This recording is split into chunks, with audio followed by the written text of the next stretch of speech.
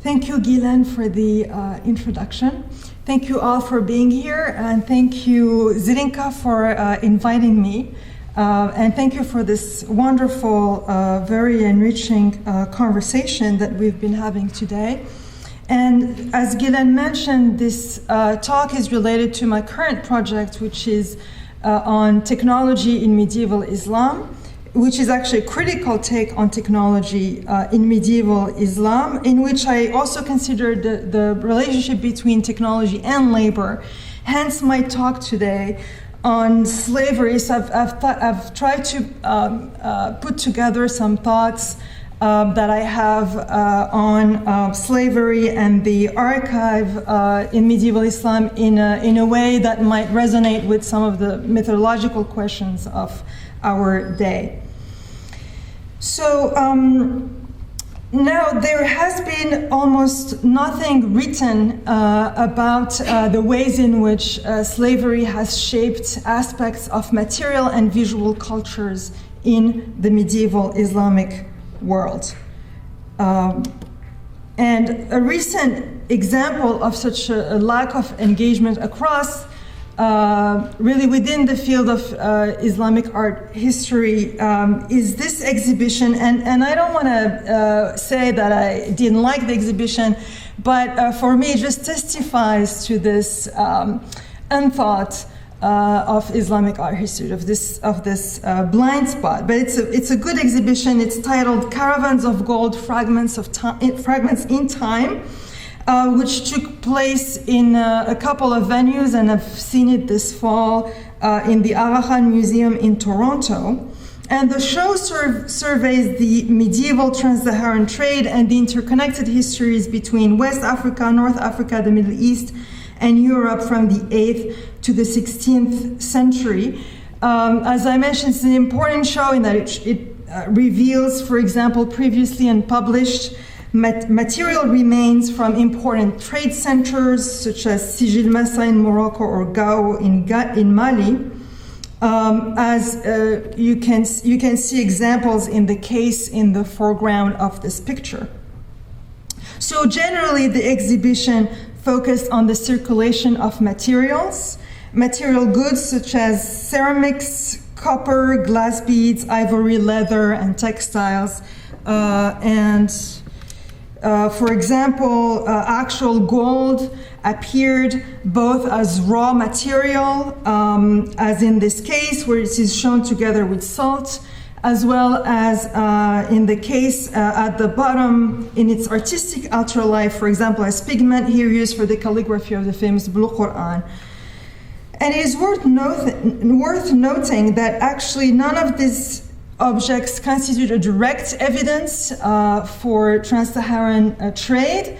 The nuggets, they do not date back to the period that the show explores, and we don't actually know, I don't think, if the gold used in the Blue Quran actually came from trans-Saharan trade. So it's a show that its whole point is, what do we do? It's the conundrum of our day, right? What do we do when we don't have an archive? And one of the strategies used is to show evidence that, to complete the story by using evidence not necessarily directly linked to the period. So that's one of the strategies that was used in the show. In many occasions, wall labels also pointed to the importance of the slave trade. The very first introductory wall text, for example, stated that the primary commodities exchanged across the Saharan desert were gold, salt, and enslaved people. And here and there were quotes on the walls, such as here in the back you can maybe see a quote. It's a quote by the Andalusian geographer Muhammad ibn Muhammad Zuhri, who included obviously slaves among the commodities that were exchanged in the Saharan trade. However, no objects were used in the show. Not a single object was used to provide evidence or to say something about the slave trade. One wall label actually addressed this lacuna, stating that slavery was an aspect of Saharan exchange almost uniquely visible in text. Such a claim, according to which only texts bear witness to slavery in medieval Islam, is by no means specific to this show. There are several reasons for this silence in Islamic art history. One general reason, I think, is the common assumption that slavery equates archival absence, archival loss, and erasure. Another reason is the lack of criticality that has characterized until recently, I think, the subfield of Islamic history, a subfield that has often been deployed, and especially in museums, as a project of re-enchantment, with an affirmative character that has proven difficult to shake off, especially in a context still marked by Orientalism and definitely by Islamophobia, but which in effect hinders the possibility of criticality. And one of the many consequences for the study of the medieval period is the persistence, a certain persistence of the celebratory discourse of the golden age of medieval Islam, the idea that the medieval period constituted the peak of Islamic civilization. Meanwhile, historians of medieval Islam have mainly focused on the recovery of documentary textual evidence, bills of sale being one of the most common forms of evidence used for the history of slavery and the slave trade. Evidence mainly read for its informational value with little attention to its discursive aspects, as, say, media of literature. Now, my point here today is not to argue for an abundance of visual and material sources that would await a more robust recuperative historical method. And I don't aim at using images as documentary evidence either. My objective is not to resolve paucity through a language of recovery, but rather I will analyze a few examples of visual representations of paintings that represent slaves in order to consider the ways in which these images, and so my point is methodological really, and I'm going to use these images to consider the ways in which they can complicate some of the ideas that have underlined the lack of analysis of that particular topic in the subfield of Islamic art history. And among those ideas, there is the idea of archival absence and the notion of ontological lack. So in this talk, I will use two sets of images related to two major iconic cultural landmarks of medieval Islam, and both sets of paintings were produced a few years apart in the early 13th century in a region spanning Egypt and Anatolia. On the left, you see an image from Al-Maqamat, which is a major work of literature that epitomizes the culture of adab in medieval Islam, and on the right, you see an example of a manuscript of Al-Hiyal by Al-Jazari from the realm of, say, technical writing. And these two texts have often been used as evidence for the so-called golden age of the medieval Islamic period. So I will start with the case of the Maqamat, which is kind of an obvious case because a lot of people know that slaves are represented in illustrations of the Maqamat. Some of those illustrations have been used by historians, mainly as illustrations, I should add. And not much has actually been written on the ways in which these images actually represent slaves.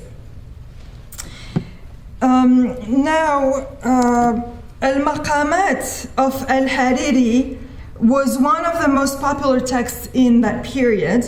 Al-Maqamat is a text that unfolds as a succession of 50 episodes taking place in a variety of locations and contexts. Although unrelated in content, every episode follows a similar pattern. Basically, in every maqama, in every episode, we have two characters. One is Al-Hadith, who is also the narrator, and the other one is Abu Zayd. And Al-Hadith often witnesses a feat of eloquence and erudition by another character who appears in a different guise but always turn out to be one and the same Abu Zayd. And again, in its focus on eloquence and language and rhetorics and so on and so forth, this is a text that really has come to symbolize adab or belles-lettres.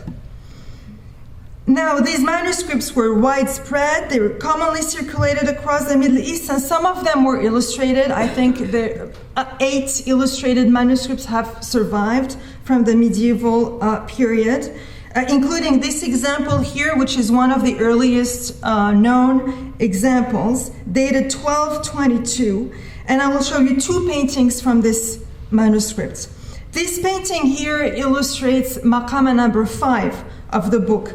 The story takes place in the city of Kufa in Iraq, and it features a gathering of men in a private house.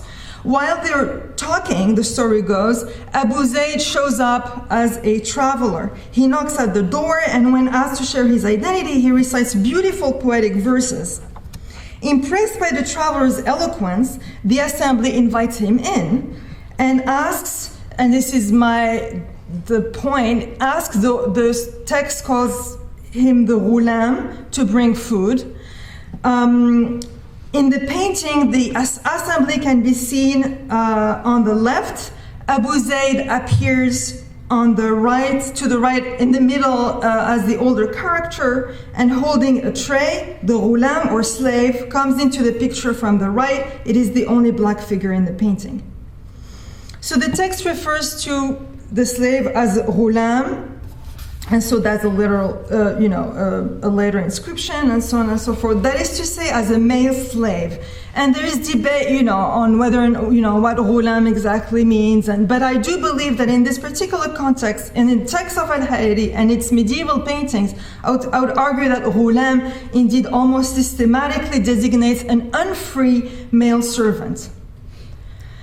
Now, ghulam in the text is not necessarily racialized, which is also an interesting point here, since the painting provides a rather unequivocal interpretation by representing the ghulam as a black slave. The second painting that I wanted to show you is this painting here. It belongs to the same manuscript, and it accompanies Maqama number 10. The picture represents a trial with a judge sitting on his chair, and to his right a group of 3 characters that include Al-Harith and Abu Zayd. Both text and image actually deal with slavery at various levels. I don't have time to go through that here, but I will focus simply on the presence of the black figure represented on the other side of the judge's chair, which interestingly here is a figure that is not mentioned by the text, so a figure that was added by the painter. The servant is smaller in size than the other characters, and he was placed in the margin of the page, outside the realm of social exchange. Indeed, the black figure here has no agency in the story, no function other than holding a fly whisk. Now, the similarities with the earlier painting are striking. In both instances, the black figure occupies the same position on the page in the left margin. The black figures are clearly distinguished from the white figures who display the stereotypical attributes of Arab ethnicity, with their whole body draped in flowy tiraz textiles and bulky turbans on their heads. By contrast, the black servants wear smaller hats and short skirts. The only reason for their presence in the pictures, whether or not mentioned by the text, is to support the adventures of the white characters. In their documentary value, these images confirm the historical link between domestic slavery and East Africa in that context in the early 13th century. But again, I'm not going to read these paintings as documents, although obviously that would be a worthwhile topic.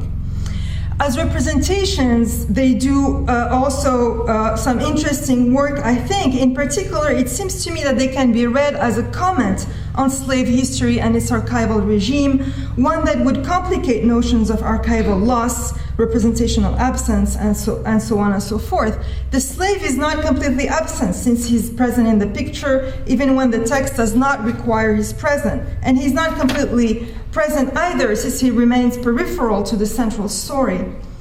The black servant or slave is thus depicted as a liminal figure. The slave, I would argue, does play an important role, if not diegetically, then at least allegorically, performing predictable, repetitive gestures. In both pictures, the slaves stand as a sign of pure labor. As such, they contrapuntally enhance the central figures, which by contrast belong to the realm of speech. As the embodied bearer of instrumentality and action, the slave represents the counterpoint, the dialectical other of the free, chatty, peripatetic Arab. By enhancing the hierarchy of speech and action, intellect and body, the dialectic of slave and freeman seems thus necessary in a way to the story. Now, my second set of examples come from the illustrated manuscripts of Ibn Razaz al-Jazari's famous book on automata, الجامع بين العلم والعمل النافع في صناعة الحيل. It's a compendium on theory and practice and so on of the mechanical arts. This celebrated work was completed in the early 13th century, 1204 or 1206, by the designer and craftsman Al-Jazari. And this is a manuscript, the earliest one I think that we know of, dated 1206, which might have been produced after an original by Al-Jazari, or at least under the supervision of Al-Jazari. Now, this book, just like the Maqamat, is considered one of the landmarks of medieval Islam. The book describes and gives instruction on how to make automata, that is to say self-moving machines. And it has been indeed mainly analyzed in modern scholarship, I would say, for its scientific content, and almost exclusively by historians of science and technology, at least after 1960. Through modern reconstructive drawings, such as the one that you see on the right, Islamic automata have mainly been approached as autonomous objects, proto-robotic forms of technology that testify to the linear history of scientific progress. Al-Jazari indeed provides detailed descriptions of the mechanical devices, including building instructions using both verbal and visual means. One aspect that has been downplayed by modern scholars, though, if not actually erased, as you can see literally in the drawing on the right, which offers a purely abstract interpretation of the machine that is described on the left, is that, so one of the aspects that has been downplayed is the fact that both text and image also engage with aesthetic, political, and social considerations. Most relevant to my discussion today, although I think it has received no scholarly attention, is the ways in which Al-Jazari links technology to slavery. In fact, 9 of the mechanical works that are described in the book represent slaves. So this is the first example that I wanted to show you. I'm going to show you 3. It's a mechanical clock that tells the passage of the hours from a candle, and which include, as stated in the text, a black slave, ghulam aswad. So the way the machine works is that every hour, the slave strikes the wick of the candle with his clock. Now another, I'm going to move to my next example. This is another example of an automaton described by Al-Jazari, which involves the representation of a slave. And here we have a wine-serving automaton. In fact, wine-serving automata constitute a whole genre within Al-Jazari's Hiyal. This is perfectly in line, by the way, with one of Al-Jazari's main sources from ancient Greece, for example, the Pneumatica of Philo of Alexandria, although I would argue that technical texts from the ancient world are not as intense in the ways in which they pose this equation between the automaton and the slave. In Al-Jazari's treatise, the wine-serving automata were to be used in a courtly context, mainly to serve the ruler. And there is actually a very interesting passage in which Al-Jazari claims that he made one of these machines because the ruler himself couldn't stand having to deal with one of the female slaves. So we find inscribed here in the 13th century the very modern, or an idea that came to be seen as modern, paradoxical idea that technology could be at the same time labor-saving, and on the other hand, while minimizing the visibility and power of laborers. And a point that has been made about modern technology by a lot of scholars, including David Noble. Most of these wine-serving automata represent male slaves, except for this one example, which employs a female slave named Jaria in the text. The automaton consists of a cupboard, enclosing a statue of the slave. At the top of it, you might be able to see the wine reservoir, a typical bucket in a trough from which the wine flows into the glass. And how this works is that as soon as the glass fills up, the figure rolls out of the cupboard and presents the glass of wine. Now, the third example that I wanted to show you belongs to the third category of automata, which deals with pitchers and basins. And it represents a slave, ghulam, who pours water over the king's hands for him to perform his ritual ablutions. As in the preceding example, the image is both figurative and diagrammatic. We see at once the machine's appearance and an explanation of its mechanism. As a diagram, the image reveals the presence of a reservoir of water inside the slave's chest and the system of valves, pulleys, and pipes designed to channel the water. Seen as a diagram, then, the figure of the slave appears not as a slave, but as a machine built in the shape of a slave. On the other hand, as a figurative painting, the image also looks realistic. At least, I would say it follows the period conventions of figurative representation. The mathematical geometric skeleton of mechanical principles described in a diagram seems clothed in the flesh of a concrete figure. The image appears less as a representation of a sculpture representing a slave than simply a representation of a slave. This is because the image mixes two distinct viewpoints and experiences: the viewpoint of the designer, who must learn to build a machine, and the viewpoint of the courtly spectator, who is not supposed to know the ropes, or they wouldn't be able to enjoy the wonder-inducing spectacle of the automated slave. The whole point being, of course, the production of an illusion of lifelikeness. One could say that these images, by depicting machines of flesh and blood, blur the limits between organism and machine, thus creating a parallel, if not slippage, between slave and instrument. Again, the slave appears as a liminal figure, occupying an essential constitutive role in the construct of so-called technology. In a way, the two sets of images I have briefly described today seem to provide context for one another, both at the conceptual and historical level. They testify to the idea that slave and machine could conceptually function as the metonym of one another because they were made to do something quite similar historically.